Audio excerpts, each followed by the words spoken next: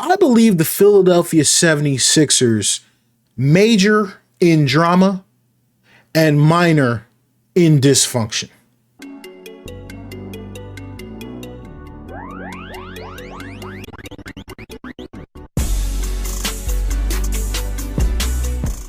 What is going on, guys? It's your boy Shady Mike Gaming, and we are back with another of these podcast style videos. I used to do a lot of these back in the day, but I hadn't been doing them for a while since I've been streaming a lot more. I normally use these videos, really just connect with the community, give you all my thoughts on some of the current events going on, around all the leagues that we cover, right? NFL, football, throw some random current events in there as well. Back in the day, we used to call it Shady Mike Show. Some people, it said SMS. I'm not saying we're going to stick with that, but if the catch is on, we'll keep it going. And obviously, if you all like it, always, I say it all the time, let me know the type of content that y'all want to see on the channel. But like I said, I try to use these types of videos like if I can't sit down in a week and stream with you all, I'll drop a video like this where it's a longer style video. I've got a long list of topics to cover. And we're going to have timestamps, as well. And I might even, because that's what bigger YouTubers do. They take videos like this and they cut them up into clips if we say anything interesting. I don't know if the topics that we have today are that juicy, but we can really do whatever we want with a segment like this. But the topics that I picked out for today that I wanted to speak on, that because I have not streamed in a very long time. I gotta look back, but I don't think I've streamed since the NBA season started. So it's been a while. I've been just extremely busy with work. So I want to talk about the Jake Paul, Mike Tyson. We got to talk about the Sixers and their drama. Talk some NFL too. Eagles, Commanders, great game Thursday night. I'm talking about the Cowboys, of course, what they're going through as a franchise. Got to talk Steelers, Ravens, what's going on with those two. I'd also like to touch on that Chiefs versus Bills as well. One thing about me, y'all, if you haven't noticed, I don't feel the need ever, if it's anything that we do on the channel, I don't ever feel the need to be first on anything. I know everyone loves, you got to get this and the algorithm and the searches. I get that. And maybe that's why I'm not as successful as a content creator. I should have said at the beginning of the video too, make sure you like and subscribe, all that stuff. But I just like taking my time with things. You all won't be able to see it, but I actually have a poster behind me from Persona that says "Take your time." It's one of my things. I like to take an analytical approach to most things in life, so that I know my thoughts can be my own and what I really want them to be. But yeah, I did want to, first come on here and just update you all on the channel. I'm hoping that, through the holiday season, which is kind of weird and counterproductive because a lot of jobs really pick up and get very busy during the holiday season. Mine actually normally dies down a little bit. So I'm hoping that I can get to potentially, I can't promise anything, but potentially a more consistent upload schedule. We've got a lot of cool stuff coming on the channel.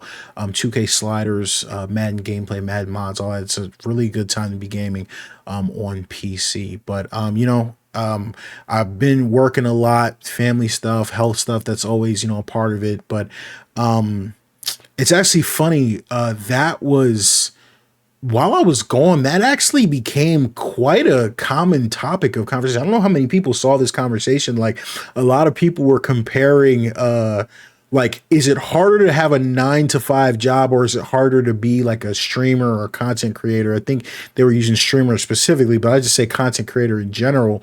And that conversation surprised me the way that it went, because, and let me say this, I think the thing that surprised me the most about that conversation, right, was the amount of people chiming in on the conversation and the lack of experience. Like, I want to know why people that don't create content feel so comfortable speaking on how easy it is when you don't do it. Do you have the skill set to edit? Do you have the skill set to make thumbnails, the creativity to make catchy titles? I don't understand it. A lot of people think streaming is just sitting down in front of a camera and goofing off for 6 hours. And well, let's, be honest, for some of those guys it is, but I never liked that conversation to begin with, because I don't think it should have been like, is it harder to do a 9 to 5 or is it harder to create content? Obviously, you're not working in a field, but I think the question should have been, is it harder to be a successful content creator? Because that changes everything.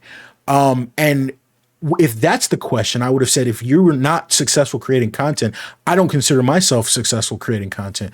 Why would you, feel so strongly about something being easy if it's something that you can't do? Anyone can go get a 9 to 5, obviously of varying difficulties and degrees, but anyone cannot be a successful content creator. You have to be able to present. You have to feel comfortable speaking. Maybe some people script their videos. I'm not a big video scripter, as you all can see, as much as I stutter around my thoughts. We have a tangent at the beginning of a sports video, but I did want to talk on that topic because I just think about what I think it's much easier once you become successful. Like, yes, I do think it's easier for Kai Cenat to sit in front of his computer and make millions of dollars now, right? It's just easy for him. But what did it take to get there? Is it one lucky blow up? Is it building your channel? My YouTube channel, y'all, is 14 years old. We've had little to no success, right? So I try to tell people all the time, like, I can't speak for everyone, but I can speak for myself. My channel, in terms of content, is harder to run than my 9 to 5. My 9 to 5 pays very well. Actually, my 9 to 5 really enables me to do all this stuff, because how else would I even be able to afford any of this equipment? So for me, my channel is more difficult for the channel to be successful, and I hope I can continue to grow the channel and become successful. I don't think I'll ever be full time. I don't trust it.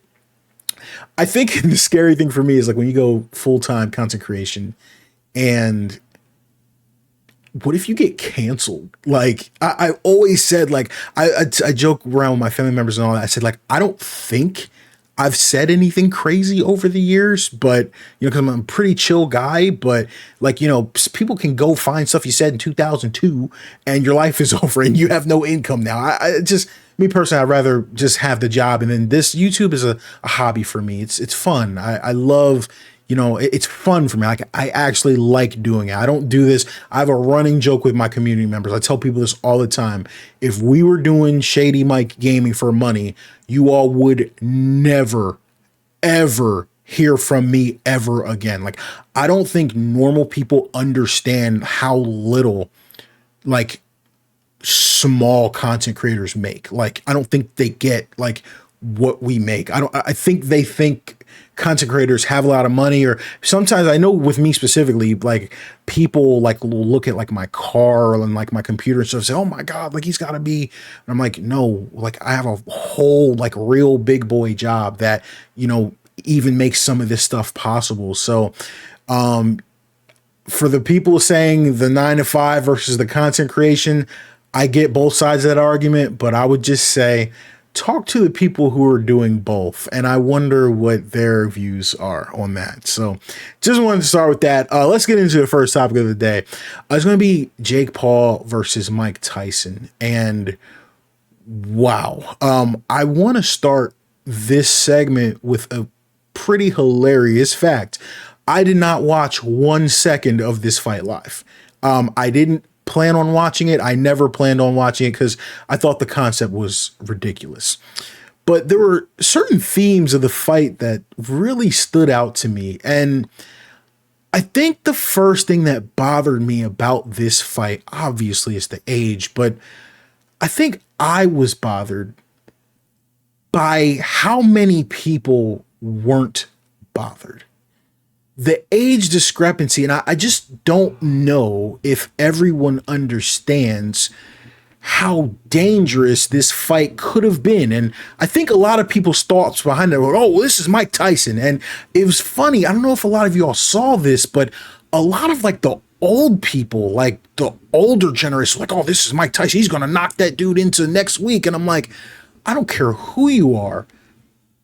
The physiological different. I don't know if that's the word. Sorry if that's wrong, but just the difference between a 27-year-old, like actual healthy 27-year-old versus a 60-year-old man. I don't care how much you're training. That like alarmed me off the rip. So that's kind of how I was thinking. I said, man, like if this is real and he's really going to be punching this dude like 100%, my whole thought process was, is Mike Tyson going to be okay? But a lot of the back and forth was, oh no, you don't understand. Mike still got his punch. Mike still got this.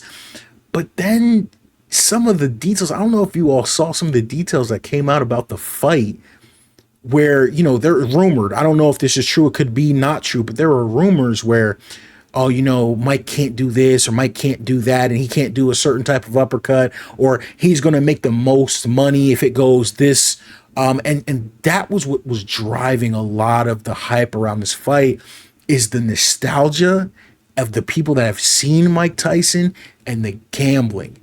I read a statistic somewhere. I think they said the money was like 10-1 on Mike Tyson. Just donations to Vegas. Donations. I don't gamble personally, but tis the season. It's the holiday season. We are feeling generous, just donating money to Mike Tyson, or excuse me, to Vegas on behalf of Mike Tyson.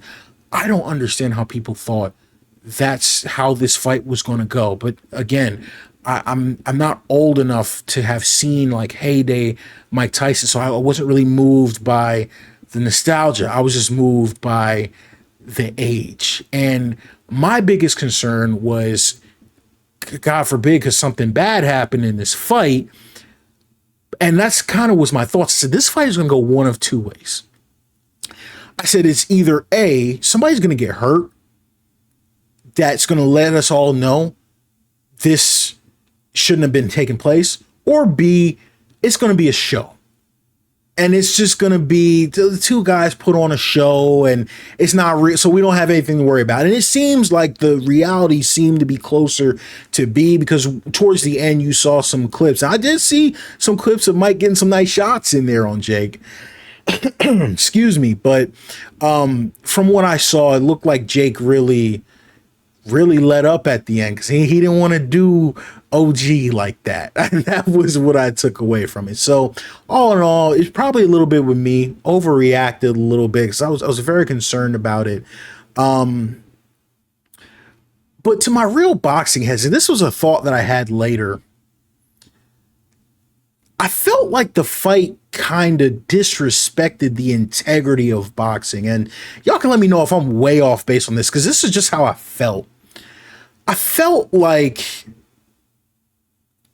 this is how I felt. I gotta be honest. I'm just be real with y'all, because that's what we want to do in this segment, right? I felt like Mike got taken advantage of for all that money. Like, I know he got paid, and he's probably gonna get paid really handsomely, but I had heard some things like, you know, Mike might have not been doing too well financially, and it almost seemed like he had to put on that embarrassing show just for the money. And I guess I would word it like this. If Mike Tyson had what Floyd Mayweather has in the bank, would he have been in that ring looking like that with the risks? You know, because I don't know if y'all saw the other story, but there was a story that Mike went through a serious, you know, medical emergency earlier in the year, which is why the fight was ultimately postponed. And so now, knowing that, you're still putting your health at risk to do this fight. And so you just got to ask, how much did he really need that money? And was it kind of like he sold part of his legacy for that money? Because that's, that's not why I'll remember Mike Tyson, but we've got a whole generation of younger folks that this might be the only part of Mike Tyson, one of the most feared and most powerful punchers we've ever seen. This might be a whole generation's only view of him. And all just to further this sham that is it Logan or Jake Paul? I think this is Jake Paul, right? All just to further this Jake Paul situation where he's not fighting real people. Whole thing to me is very strange. Let me know if I'm off base there, but that was just how I felt. Felt like Mike almost got taken advantage of, but I know there's a lot of people probably watching this saying like, hey, there's a lot of things I would do for $20 million. So It is what it is. I guess he didn't. It's not that bad, but it just, I can't lie. It rubbed me the wrong way. Um, I don't know if I might be aging myself here a little bit, but I don't know if all of y'all remember, or if any of y'all remember. This was back in the day, maybe 10 or so years ago. I might have been in high school, but there used to be some people that would like walk around, and this is what they would do. And I remember thinking at the time, like, it was just sick, a sick in a bad way. They used to like kind of like make homeless people like fight each other. I don't know if y'all remember that was on the internet years ago. They used to just go around and try to give homeless people money if they would fight each other. And it's just like you're kind of profiting off of someone being down. And I know this is probably an extreme reach or an extreme case, but that was like the vibes that I got from the fight. It just, after it was, for me, it was almost just like, dang, bro. But if it's putting food on Mike's table, I guess it just is what it is. I would love to know what you all's thoughts were on that. It was a big event. I wanted to make sure I got to speak on it because I just seem, like always, I just seem to be one of the few people that were really bothered by just the optics of it. And not even just optics, but the true health scare situation of it. So the next thing I want to talk about, as most of you know, is very close to my heart, and that is those dang Philadelphia 76ers. Let me break this down for you all. I know some of the people that watch the channel are a little bit younger. Trust me, I can tell from your comments. We definitely got the younger generation here. So if some of y'all are in high school, some of y'all are going to be preparing to go to college. And when you go to college, you're going to say, what do you want to study? They're going to ask you to pick a major. You might pick business, you might minor in journalism, whatever, right? Major, sometimes you pick a minor too. I believe the Philadelphia 76ers major in drama and minor in dysfunction. I've had so many people ask me, probably over the past 2 months, how can you root for someone like Joel Embiid? He's flopping all over the place. He's never healthy. You can't really like him. You can't really like anything about his game or his personality. You know, guys, sometimes I don't think y'all remember. I'm 31 years old. I've watched the Sixers my entire life. And it's crazy because people like actually think I'm trolling, but like, I don't know why my memory's so good. I can remember sporting events from when I was a toddler. Like, I remember John Elway winning Super Bowls in the 90s. Like, I remember where I was when I was watching. So I don't know why. I just have a really good sports memory. I remember watching the Sixers at 5 years old, watching Allen Iverson and the crazy things he was doing on the court. With that being said, I remember Allen Iverson's run to the finals in 2001. I don't know if it registers with any of you all.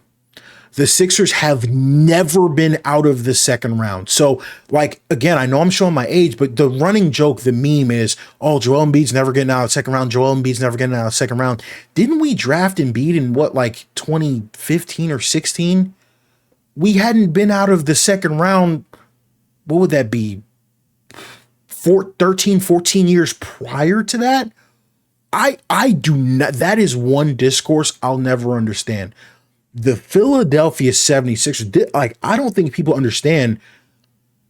We had a 10-win season. Or did y'all forget? Or so, you know what I mean? So people say, oh, like, Sixers fell off. I'm like, from what? From where? How? We didn't fall off from anything. I haven't seen the Sixers in an important playoff game. Well, I can't say important, but like in a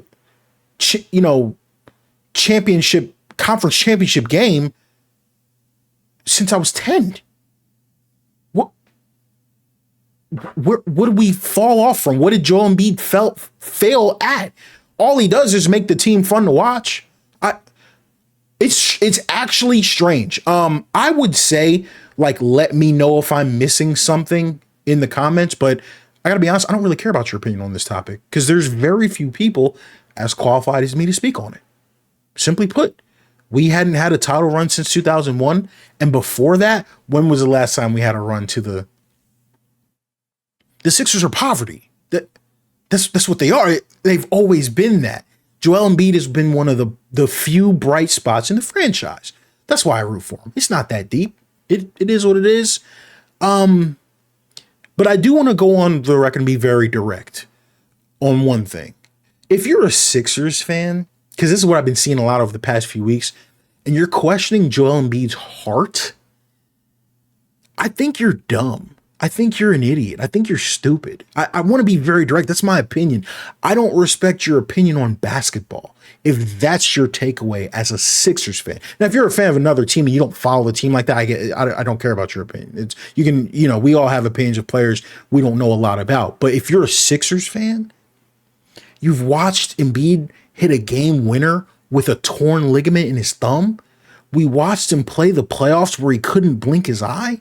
We've watched them play through a playoff series on a torn meniscus, and I had Sixers fans DMing me saying he's not hurt. He just doesn't feel like playing.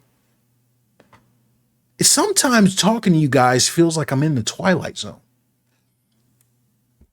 Now, here's the thing. I think it's dumb to question Embiid's health. It's smart to, I think it's dumb to question his heart. It's smart to question his health. Joel Embiid looks just terrible right now. So logically, myself, I got to take a step back and use my head. We watched Joel Embiid, and listen to the sentence I'm going to say. I'm just going to say it very calmly. We watched Joel Embiid score 70 points this year.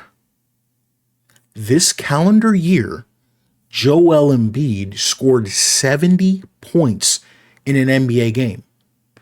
Now he's scoring like 9. If you take a step back and use your head, what do you think the problem is? Obviously, when you add Paul George and you've got Maxey who's taking a step forward, his shots are going to come down, his points are going to come down. I expected Embiid to average this year about 24 points a game, 23, 20. That was my expectation. He can't even get to 10. Why would anyone with a working brain think it's anything but an injury? The reason he's missing games. I would say I'd like to hear your thoughts on that, but I've heard a lot already, and it's all incoherent nonsense. I'll leave that question out there. Right. So that's where I'm at. You have every right as a fan, an NBA basketball product fan, to be upset with what's going on in Philadelphia. That is past Philly fans. If you're a fan of the NBA product, nobody's happy about what's going on in Philadelphia. That's a sad product because I got to watch every dribble of it. And if you're mad at anything, be mad at the lack of transparency from the organization. I'm so lost. Is he injured or not? What is the diagnosis? Let us know why this is the product that we're putting out. But before we jump on Joel Embiid, let me tell you another thing. If Joel Embiid was a complete shell of himself and never got better, you got Tyrese Maxey on that roster. You got Paul George on that roster. The Sixers shouldn't be 2-11. It's not a Joel Embiid issue. So you look at your front office, you look at your coach. What's Maxey doing? What's Paul George doing? That's, you know what I mean?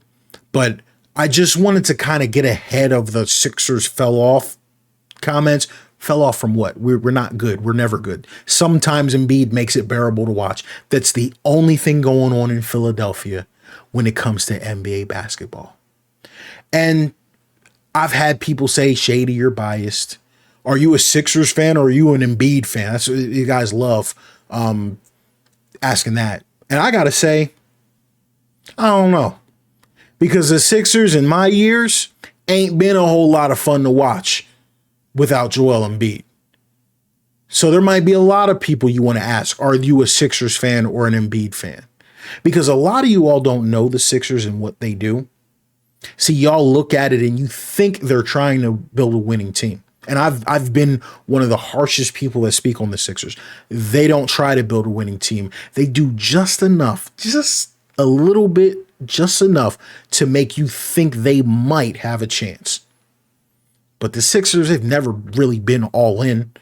Half of Embiid's career is wasted with a 6'10 Australian guy who thinks he's a point guard for some reason. You draft in guys who magically forget how to shoot, start pump faking free throws. You're dealing with, I mean, look at the Sixers draft picks over the years. It's the team. This is what we do. It's not a winning franchise. It's not a good organization. That's just the facts. So I just wanted to get my thoughts on that as a Sixers fan, primarily an NBA channel. I hadn't had a chance to speak to you all while all this was happening. So I wanted to update y'all on that. Switching gears, please, to something. Let's talk some NFL. Talk some NFL, please. I want to start with the Thursday night game. Y'all saw I put a little short up. And in that short, I said Jalen Hurts was a top 5 quarterback. And, ooh, boy, I didn't think that would get the response it did. A lot of people are angry about that. I really like Jalen Hurts. I know a lot of people. Jalen Hurts, it's funny. He's held to quite the interesting standard. It seems like his stats don't count as much as other quarterbacks. And I know most people say it's because of the quarterback sneak that we do. The brotherly shove, the tush push, whatever we're using these days. I like brotherly shove better. I don't know what y'all prefer. It seems like for some reason the tush push was the one that caught on, but I think brotherly shove sounds so much cooler. So that's what I use. They seem to want to not count that, but it's strange because like they're almost saying like the play shouldn't count because it's not a skill. That's what I've been told, right? So if it's not a skill and it has nothing to do with Jalen Hurts, my logic would be anyone could do it, right? So if you have a play that's a guaranteed touchdown, it's a guaranteed first down, why doesn't everyone do it? Oh, scratch that. Why doesn't anyone do it? No one does it but us. Maybe it's because that quarterback that squats 600 can move that pile a little bit better than most. Something to think about. But I had a bunch of people messaging me about Jalen Hurts like this year saying, we need a quarterback. The Eagles need a different quarterback. You're never going to win with, my favorite quote is, you're never going to win a Super Bowl with Jalen Hurts. I don't know if that's true or not, but I know he can get me there. You're never going to win a Super Bowl with, pause. Take the 32 teams. How many of these quarterbacks are going to win the Super Bowl? Right? How many of them are ever going to win a Super Bowl? I don't know. But you just got to give yourself a chance. And no quarterback wins more games than Jalen Hurts. That's just the facts. If Jalen Hurts is on a football field for your team, got a really good chance to win it. That's what I like about Jalen. I feel like he's overly over-criticized. It's kind of insane. Excuse me. My bad. Had to grab some water. So just talking about Jalen, his critique is interesting. As I watch NFL, because I like one thing about me, y'all know I watch a ton of sports. I love watching all the games. Like I just watch a lot of sports around the weekend. It's really cool, random, but it's really cool having a job where you work Monday through Friday. Back in the day, I used to work retail, but once I got a real job, you got weekends off. You can watch all the sports, watch college. I usually go over to my parents' house and watch college football with my mom on weekends, and can watch the NFL games on Sundays. So it's cool to have a job where you're off and you can actually see. And as I started watching more games, I realized there's a lot of bad quarterback play going on around the league. I'm looking at Jared Goff. He bounced back this week, but that 5 interception game Patty Mahomes is throwing it all over the place. And you know, as a Philly sports fan, I default to this. I'm sorry, but I watched so many games this week. I'm like, oh my gosh. I was like, if Jalen Hurts had this game, they would have tried to, you know, they would have ran this guy out of town. So I just think you could be so much worse than Jalen. I probably have him a little bit higher than I should, but right now he's fourth in the MVP voting. And I think he belongs there. I do think he's a top 5-ish quarterback. I just think he's very, very good in terms of what he lacks in passing.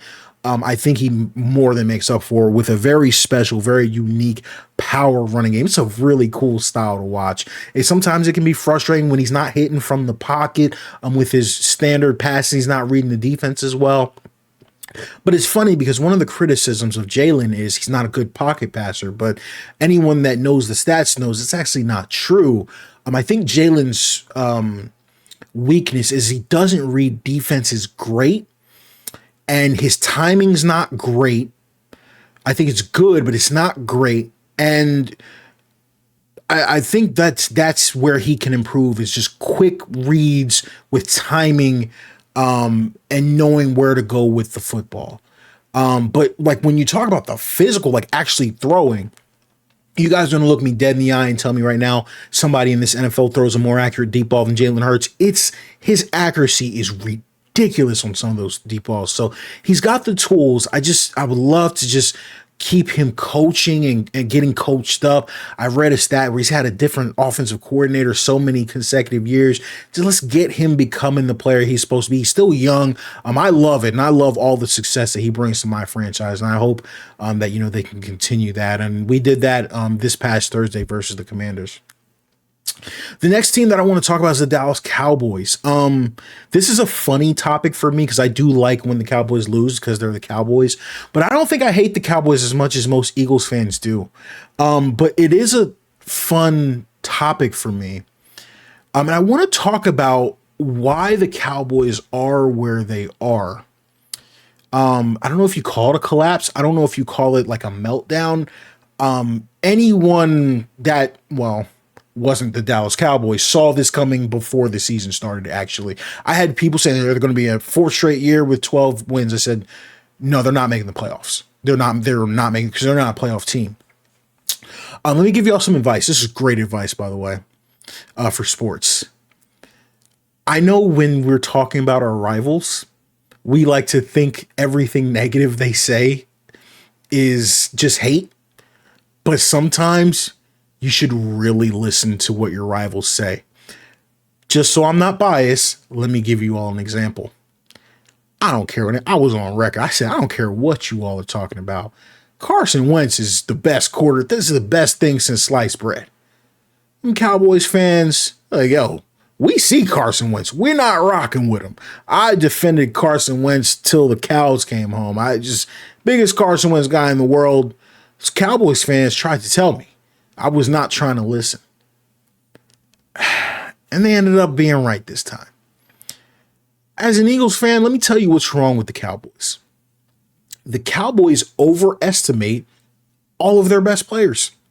That's the bottom line. They take pride in someone being a Cowboy, I think for life and stuff like that. But the Cowboys made some critical errors on 3 players, and I'm going to point them all out, and they're going to shock you. And I'm not going to do it in the order you think. I'll start with the most shocking one. And the most shocking one is actually CeeDee Lamb. CeeDee Lamb is extremely overrated as a wide receiver and a weapon. The reason is, and you guys have seen me on Twitter calling me crazy every time I say it, you know, abusing him, calling him slot boy. And I know what you guys are going to think. Oh, you know how many guys dominate from the slot? Cooper Kupp, Justin Jefferson, this, that, and the other. I get that. And that's fair. But CeeDee Lamb is not those guys. And I've been trying to tell you guys he's not those guys. He balled out in a contract year. And that is most of the time what happens. But when you watch CeeDee Lamb and his game and his engagement, he's not the guy. And I do think he can be your number 1 receiver. I'm not going overboard saying he's not a number 1 wide receiver. But he's not the type of receiver that as long as I have this guy, it can be a bunch of scraps around him. And I've been trying to point that out because of the way Dallas uses CD. Sometimes I can use my own team as an example, guys. Sometimes we got no plan. Sometimes the offense is F it. AJ Brown is up there somewhere. CD Lamb is not that guy. And there's nothing wrong with that. But people were calling me a hater when I said that there was a whole entire tier difference between AJ Brown and CD Lamb. But that's just the facts. And it's not even just talent and skill, but it's play style as well. I think there's a pretty big difference, and I think that hurt the Cowboys thinking they had more weapons than they did. We'll stick with the offense and talk about Dak. Some people say Dak is overhated. I don't think he's overhated. I think he's criticized rightfully so. I used to always joke, like, I'm not saying Dak Prescott's a scrub, but I just always call him, he's Black Kirk Cousins. They're the same. If you look at the stats over the years, they're the same person. They are the same exact player. Dak's mobility is overrated or overstated, rather. Doesn't move as much or as well after the devastating ankle injury that he had. So when Dak comes back, he's not just a pocket guy. He does move around. I don't want to overstate it, but he's not a weapon in the running game. And Dak Prescott has shown, I know everyone's going to bring the stats up. What his stats look like last year were great, but I don't know what it is. I don't know schematically what it is, but if you go look, and this is some of the statistics that I saw at Dak Prescott's interceptions, when they take place, who they take place against. When you look at Dak Prescott in big games and versus good teams, even during the regular season, he's two different people. And my problem with that is the Cowboys paid him as the best quarterback ever. And people are saying the market is the market. I'm going to get to that. But you paid Dak like he's Patty Mahomes. But the fact of the matter is Dak is just like any other normal quarterback not named Patty Mahomes. I would put Lamar Jackson in that category now. And I think, heck, I'll also put Josh Allen in that category. Some of these guys can elevate people. Some of these guys don't need weapons. Jalen Hurts needs weapons. Don't sit here and act like I'm just bashing Dak. Dak needs weapons. Patrick Mahomes, you look at the nonsense they got out there with the Chiefs as far as their receiving and their weapons. Well, it doesn't matter. We got Patty Mahomes. He's gonna ball with whoever's out there.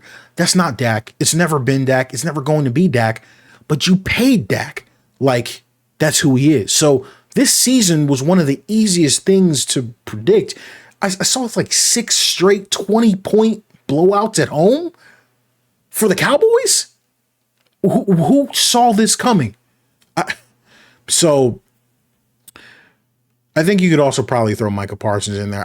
You guys got to give me your thoughts. I know it's new media and all that. I don't like the podcast thing. I don't. I think I pay you enough to, if when they're negotiating that new contract, Micah Parsons, highest defensive player ever, I would not sign him until he stops that podcast. It would be a clause in the contract. You cannot do the podcast. Highest paid ever. Highest paid ever. You show me. Is it football or is it? That's just, it's old school. I'm sorry if I'm being an old head. I hate it. And you know what? Even if the podcast, could we meet halfway? Can you do the podcast about something not NFL football? It's just so odd to hear my guy talking about the top quarterbacks and he doesn't mention his own guy. I don't think Dak Prescott's a top quarterback, but if I was on his team, I'd lie about it. That irks me. And again, I know probably got the younger dudes. I love y'all. Man, you're tripping. Everybody got a podcast. Everybody this, but I want to win. I want someone who wants to win. I'm not saying Micah doesn't, but I know he's not 100% because you're doing this and you're doing that. I just don't love the podcast. And I think I would even feel better what if you talked about NBA? What if you talked about video games? I don't care what you're doing. It's just so weird to, during the season, have an NFL podcast when your team's not doing what it should be doing.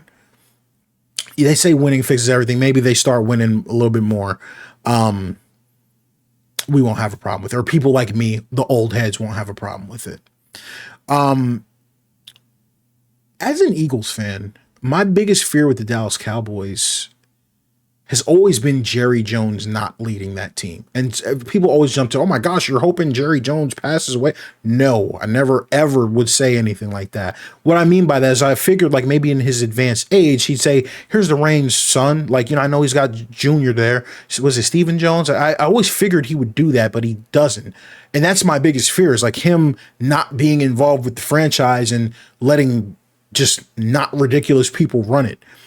But man, something I can't help but think of the situation the Cowboys are in now. My biggest fear this year, as an Eagles, I was legitimately scared of the Cowboys. I thought they were going to make everyone play on their contracts. CD, Dak, and Micah. Obviously, Micah is, and then like maybe let Dak Prescott walk. I really thought that was their plan. I'm like, there's no way they're going to pay Dak like that. Oh my gosh, they're actually going to do it. It's my biggest fear is the Dallas Cowboys without Dak Prescott, because I know the Dallas Cowboys are not winning with Dak Prescott. The way he performs in bigger games.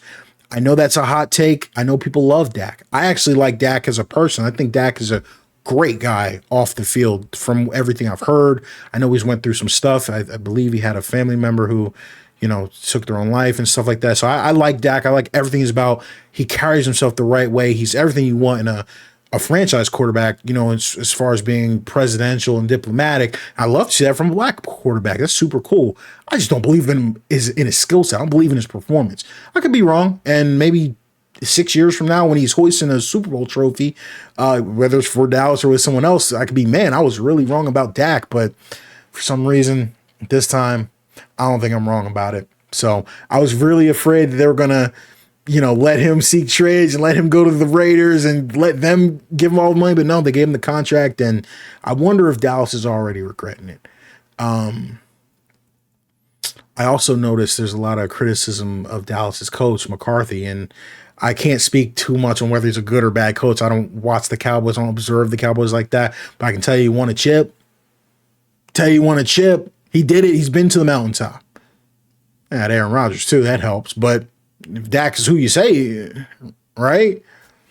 3 straight seasons, 12, that's tough. Ain't nobody really, or was it 2 straight seasons of 12 wins? But regardless, everyone's not, how do you do that with a bad coach, like with a coach that's holding you back? I think one could argue maybe Mike McCarthy's being held back by being undermined by the Dallas leadership. Who knows? At this point, want to really quickly touch on the Pittsburgh Steelers. They played versus Baltimore Ravens. Man, talk about a dog fight. But I couldn't watch the whole game. Where was I at? I think I went to a birthday party during this game. There's a lot going on when I was trying to watch the game, so I couldn't see it. I heard that Russell Wilson didn't play well. Anyone that knows me knows I'm a very big Russell Wilson fan. But it doesn't bother me much because those divisional rival games, they can get ugly, and it's Steelers Ravens. When I was watching the game, they were fighting after every play. Like, this is Steelers Ravens. Like, this is the real Steelers versus Ravens. So, they were really going at it. So some of those division games can get ugly. But I wanted to take a little bit of a victory lap. And really speak my thoughts on Russell Wilson, because while I've been away, a lot of people have been talking, and a lot of people was putting his name in their mouth. And for some reason, I don't know why. Why have I not heard from those people in the past 3-4 weeks? Where are you at? All of those comments about Russell Wilson and who he was. Why can't I find you? You're not in the you're not in the comments. You're not on Twitter anymore. You just went missing. I hope everything's okay. Praying for you and the fam, but everyone that had all these things to say about Russell Wilson, they just went away. The fact that people were trying to compare Justin Fields to Russell Wilson, and again, Justin Fields is another player I like. I like him as a person. I don't believe in his game. Even the win, who were they playing? Oh my goodness. I think they were playing the Falcons. I watched the entire Falcons game. Justin Fields started. I was like, oh, this guy just takes too long to do everything. Not a fan of Justin Fields.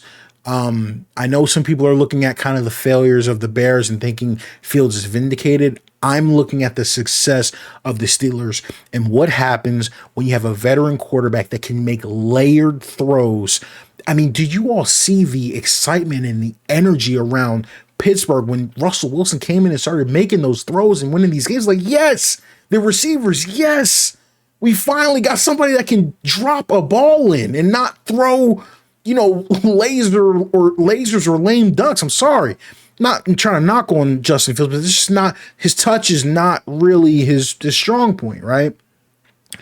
The difference between that team is night and day. And I just wanted to take that quick victory lap because I was the only person that kind of saw that coming. It started in Seattle. People kind of started talking down on Russ, which is crazy to me. Is the only, not the only, but well, no, I can say that when you're the quarterback of a Super Bowl winning team, I mean, it's a big deal. So he's one of the reasons that you all won a Super Bowl. He's got people talking down on Russ from Seattle. Insane. You have the Broncos, all the Broncos fans talking down on Russ when his stats were actually good in Denver. And I heard everyone say, oh my goodness, his stats, he was playing to not throw interceptions. He just wasn't that good. Well, you know what? Nobody's saying that this is prime Russell Wilson. Nobody. But what I am saying is he has this very specific skill set that works very well. And he's a competent starting quarterback. And he's definitely the best option for Pittsburgh. Now, one of the things that I said that was really interesting, I think I said this on Twitter. I said, man, I feel like Russell Wilson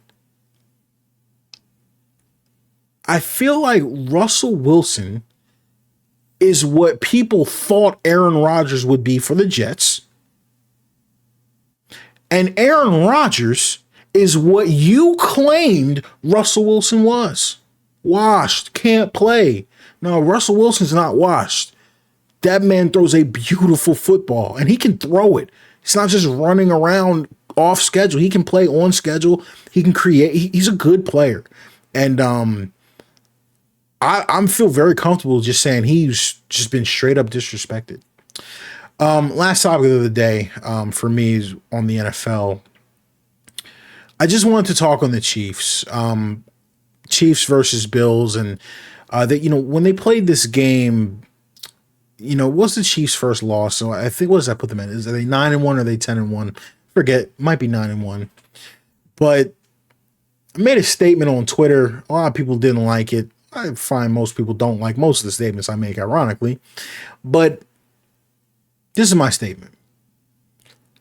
The 2024 Chiefs are the 2023 Philadelphia Eagles. I'm not asking you to believe me. I'm just asking you to remember me. Do not forget me. Do not forget me. So we all put our predictions in for the Super Bowl, earlier, and we were all asking like, hey, are the Chiefs going to go for the three-peat?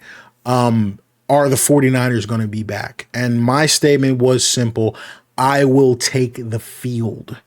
The 49ers will not be back in the Super Bowl, and the Kansas City Chiefs will not be back in the Super Bowl. It's not about them winning it. They will not be there. They will not be there. My mom is actually a 49ers fan, so I was just telling her, I said, Mom, you don't understand. When you lose a Super Bowl, teams look at the fact that you were in the Super Bowl and they try to poach your team. They poach your coaches. They poach some of your backups, right? It can be tough, but man, when I look at the Chiefs and the way that they're playing, I think we always just figure that they're just going to find a way. And a lot of times, heck, 9 times this year, and I apologize if it's 10 by the time you all are watching this, it shouldn't be, but a lot of times Patrick Mahomes does get it done. But how much of this is just how long can you keep being lucky? And I think that's where the discrepancy comes from. Oh, well, Shady, it's not luck. Kind of seemed like luck. What was that game? Was that, because now I'm drawing a blank. That pass interference in the end zone, wasn't it pass interference against the Falcons? I could be wrong. Sorry if I forgot. Moral of the story, they've been bailed out a couple times this year. I don't think the Chiefs have the skill, the actual talent to run through the AFC. And I will say this too, because you got to be consistent. If they did it, if they found a way, just quote me on this, if they found the way, I do think Patty Mahomes would be able to take it. I think Patty would he would probably be the GOAT. I think that would be enough for me personally. If the Chiefs were able to get through after everything Tom Brady has done, I think Patty, even with would that be what would that be for Mahomes? Would that be 3 or 4 Super Bowls? I really think that would be enough. If he were able to take this roster and get through Lamar, get through Josh, maybe get through who knows who's coming out of that Pittsburgh, Cincinnati division. We know it's not the Browns, but it's probably not going to be Cincinnati either. But and depending on who he would have to go through, it could even be a young Texans team with a CJ Stroud. Just that AFC is going to be a gauntlet this year. If Patrick Mahomes was able to get that three-peat for the Chiefs, would that do it for you? Would that make Patrick Mahomes the GOAT? Am I jumping? Because what would it have to look like? I know their defense is very good, but I just asked that, like, is one of these defenses eventually gonna break it down? Like, they're gonna get cracked by somebody. Somebody's gonna crack that code and get some points up on Kansas City. So yeah, if they were, and a lot of that's going to depend on who they play in the playoffs, but if they, for me, were able to get through Josh Allen and get through Lamar Jackson, and beat whoever's on the NFC, Detroit, Philadelphia, I don't really see it being anyone else out of the NFC unless the 49ers make a miraculous comeback, but I don't see that personally. Whoever comes out of that division, Seahawks, Cardinals, tight division, Rams, it would be something special. That's all I can really say. We'll say this too, the MVP race all of a sudden has heated up. I saw the betting odds. I think it was, it was Josh Allen. I think it was Josh Allen, Lamar 2, Goff 3, Hurts 4 were the latest betting odds. I personally think Saquon Barkley should be in there. I think it's sad running backs aren't considered, but it is what it is. It's a quarterback award. Only thing I say about that, I definitely respect Josh. Josh is playing well, but I was looking at the stats, and Lamar has him on every single category statistics. So I think the moral of the story where Josh has a little bit of an edge, because it's like, who are his teammates? He's throwing to, Amari Cooper, rookie wide receiver, Coleman. Shout out Florida State. Matter of fact, don't shout out Florida State. We're not even getting into that. Sheesh. But I think that would be the argument. Does Josh have the weapons Lamar has? But I just feel like it's definitely voter fatigue. I felt like they were going to be as quick as possible to try to yank that third trophy out from under Lamar, and it looks like that's already started. So Lamar might not get 3, but I honestly doubt he even cares. Lamar's trying to do it in the postseason. Who's your MVP pick? Let me know that in the comments, y'all. But I think we're going to leave it here. I love doing videos like this. This gives me a chance to talk to the community. I know a lot of people, don't watch videos like that, and that's perfectly okay because it is kind of that longer format. But yeah, if y'all liked it, make sure y'all like and subscribe on the way out. Let me know in the comments what other content you want to see coming from the channel. Like I said, the goal for me is being way more consistent down the road in my uploads. But other than that, y'all, thanks for all the support on the channel, even in my absence. It's your boy Shady. I'm signing out. Peace. Threes.